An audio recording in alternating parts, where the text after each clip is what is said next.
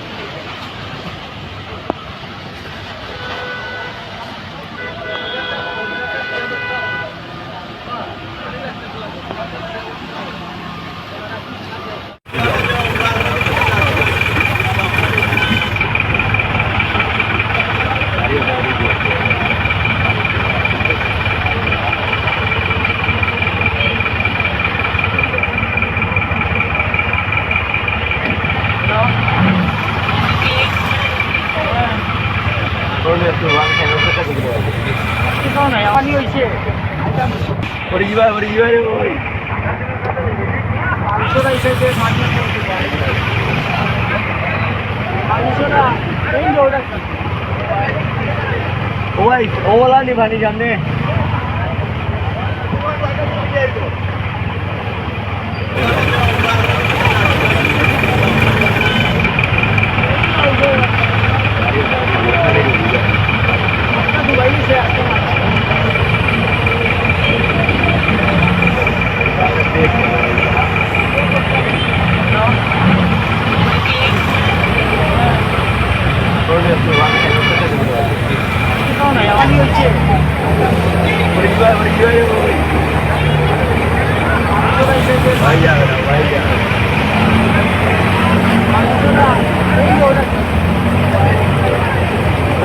ओला नहीं भानी जाने